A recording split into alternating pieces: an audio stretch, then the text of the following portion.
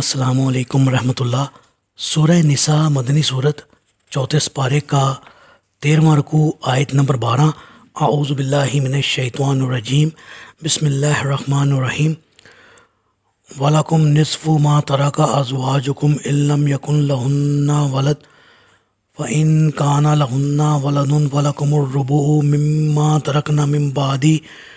مما ترکنا من بعد وصیۃ یوصین بها او دین ولہن الربع مما ترکتم ان لم یکن لکم ولد فإن کان لکم ولد فلہن الثمن مما ترکتم من بعد وصیۃ توصون بها او دین وإن کان رجل یورث کلالۃ او امرأۃ وله اخ او اخت فلکل واحد منہما السدس فإن كانوا اکثر من ذلك فهم شرکاء فی الثلث من بعد وصیۃ یوصی بها او دین غیر مضار وصیۃ من اللہ واللہ علیم حلیم۔ اور تمہاری بیویوں کی اگر اولاد نہ ہو تو ان کے ترکے سے تمہارا نصف حصہ ہے، اور اگر اولاد ہو تو پھر چوتھا حصہ ہے، اور یہ تقسیم ترکہ ان کی وصیت کی تعمیل اور ان کا قرضہ ادا کرنے کے بعد ہوگی۔ اور اگر تمہاری اولاد نہ ہو تو بیویوں کا چوتھا حصہ ہے، اور اگر اولاد ہو تو پھر 8واں حصہ ہے، اور یہ تقسیم تمہاری وصیت کی تعمیل اور تمہارے قرضے کی ادائیگی کے بعد ہوگی۔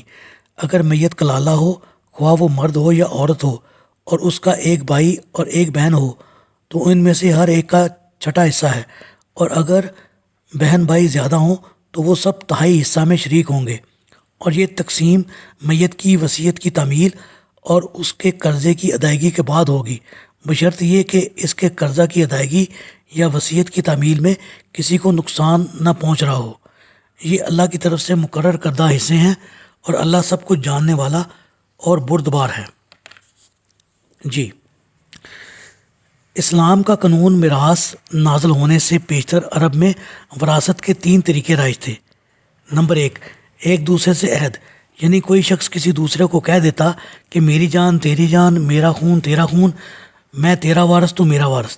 جب کوئی شخص کسی سے ایسا عہد کر لیتا تو اس کے مقابلے میں بھائی یا بیٹے کسی کو بھی ورثہ نہیں ملتا تھا۔ نمبر 2، اور اقربا کو وراثت سے محروم کرنے کا دوسرا طریقہ منہ بولا بیٹا بنانا تھا۔ اگر کسی کی نرینہ اولاد نہ ہوتی تو وہ کوئی متمنا بنا لیتا جو اس کی پوری میراث کا حقدار سمجھا جاتا تھا۔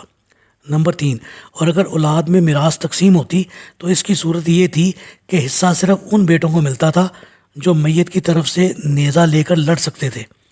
اسلام کے قانون میراث نے پہلے 2 طریق کو تو کلیتاً منسوخ کر دیا، اور تیسرے میں یہ اصلاح کی کہ ورثہ لڑکیوں کو بھی ملے، چھوٹے بچوں اور والدین کو بھی ملے۔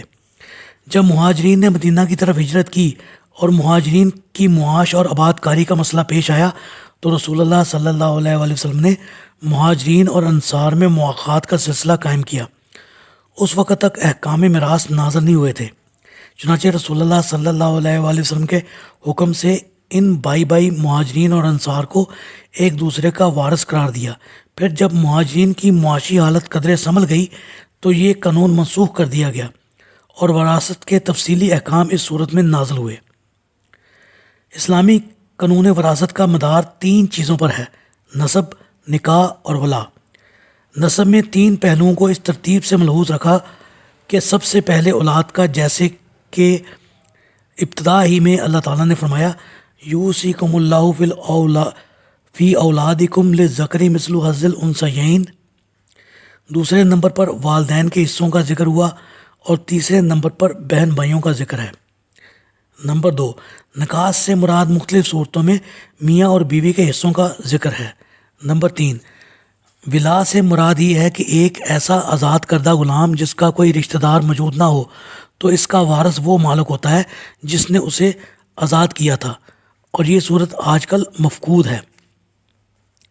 نکاح کی بنا پر بھی حصوں کا ذکر نسبتاً آسان ہے کہ میت اگر عورت ہو اور بے اولاد ہو تو مرد کو اس کی میراث کا آدھا ملے گا، اور اگر صاحب اولاد ہو تو خاوند کو چوتھائی حصہ ملے گا۔ اسی طرح اگر میت مرد بے اولاد ہو تو بیوی کو یا اس کی سب بیویوں کو چوتھائی حصہ ملے گا، اور اولاد والا ہے تو بیوی کو یا سب بیویوں کو 8واں حصہ بحصہ برابر ملے گا۔ اللہ تعالیٰ سے دعا ہے اللہ تعالیٰ ہمیں وراثت کے معاملے میں انصاف پر قائم رہنے کی توفیق عطا فرمائے۔ آمین۔